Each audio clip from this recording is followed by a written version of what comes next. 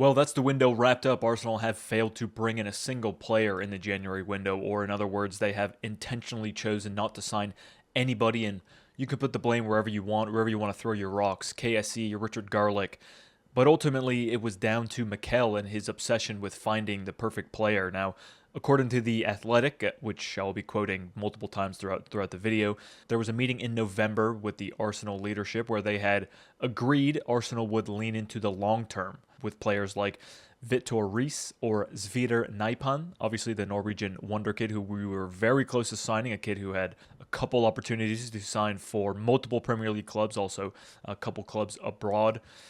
When I look at this, it just makes me question what good does the long term do you when the next 4 months are the most important months of the season? I mean, had we signed Nipan, to me, it would have just been a body and something seemingly Mikel is so strongly against. Now, is an 18-year-old kid from the Norwegian league coming into the squad to make an immediate impact? I guess we don't know for sure, but it surely doesn't seem that way. And we did hold talks with Bayern Munich about Matthias Tell, 19-year-old striker, who was, again, not short for options in this transfer window.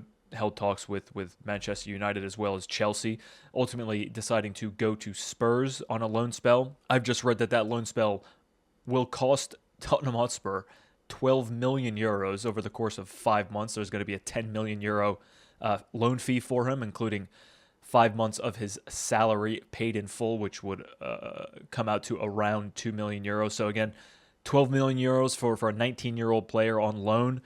I can see why we backed out of that deal, but just listen to what Mikel has said regarding the transfer window. He said, "We had a clear intention. We have not achieved it. We are disappointed in that sense, but we are very aware that we only want to bring in certain kinds of players. We have to be very disciplined with that, and we are. And we were, excuse me." Now, I agree with that. You can't just bring in, just anybody. But it feels like this is foreshadowing yet again what he's going to be saying at the end of the season. Clear intention, have not achieved it. We're disappointed because I don't think we have the depth to win a trophy this year, flat out. It's how I feel right now. And this isn't a matter of doubting the players and their abilities or Mikel's abilities for that matter. It's about longevity and can the players even handle it? I mean, Saka has finally, after let's call it 2 years of being squeezed and squeezed. He's had a major injury and he's been out about 6 weeks now, and he'll be out until the end of March. And I know the type of player Mikel goes after. We know he likes to get the most out of them. He likes a versatile player, use them in different places on the pitch, etc. But Villa offering Watkins for 60 million, I don't see. I still fail to see how this didn't align with Mikel's clear intention, because they only valued him at 40 million. I mean, Arsenal were apparently looking to exploit Villa's PSR situation to sign Watkins, but Villa had just found another way around it, and it makes me feel like maybe Arsenal are a difficult club to do business with. So ultimately, that deal fell through, and again, I found myself questioning: is that 20 million they're not spending now? I guess you could say now it's 60 million, obviously not having not done the deal at all, but would that 20 million have prevented us from going to get who we wanted in the summer? Would it have prevented us from going out and getting a Benjamin Sesko or I suppose Alexander Isak, who's going to cost, forget an arm and a leg, this guy is going to cost 140 maybe, at the least. You've got to convince Newcastle to sell him. He's got to want to, it's so complicated. Is that deal even possible? We know Alexander Isak is Mikel's favorite, Arsenal's favorite. But you know what? He's also Newcastle United's favorite. So it's such a complicated deal to me. The 60 million for Watkins just seems so obvious.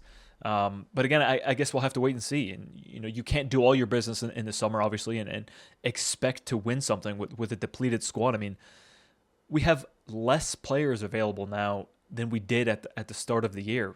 Benjamin White is still out. Tomiyasu is stuck in purgatory. God knows where he is. Obviously, you just talked about Bukayo Saka being out for another month or so. Vieira is out on loan. In fact, there was a meeting in December, again, according to The Athletic, where we had decided against recalling Vieira. Another signing that's not really done enough for this team as a whole. And Mikel spoke just in his press conference about different players, trying something different, and putting players in that number 9 position. He's talked about Raheem Sterling playing there, and Trossard has played there before, even thinking of Ethan Nwaneri playing in that position. So, obviously we know Mikel is looking for a specific profile of player. It's been revealed that Arsenal held talks with Alvaro Morata for a loan move. Now, for me, if you have the chance between Morata and Watkins, which one would you take? I mean, sure, one is a straight loan, the other is going to cost you, let's just call it 60 million euros, but you get what you pay for with Watkins. If he came in 4 months of football, I guarantee you he's scoring at least 6-7 Premier League goals. And I know maybe that doesn't sound like a lot, maybe that sounds like too many, but 6 or 7 goals, they could all be winning goals. 3 points, that's all that matters at this point.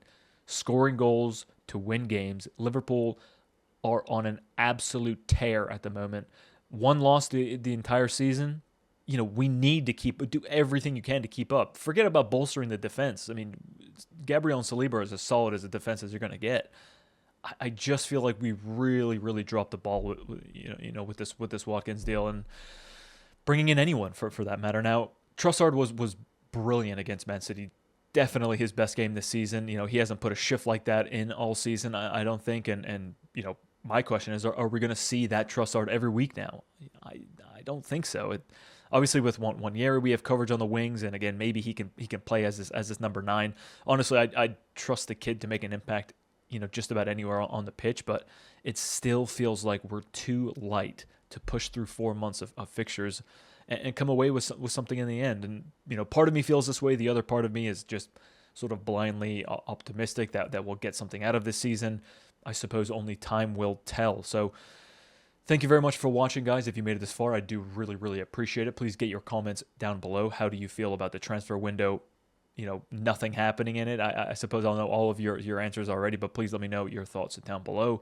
And tell me what you feel about the remainder of the season. Again, thanks very much for watching, and I will see you when I see you.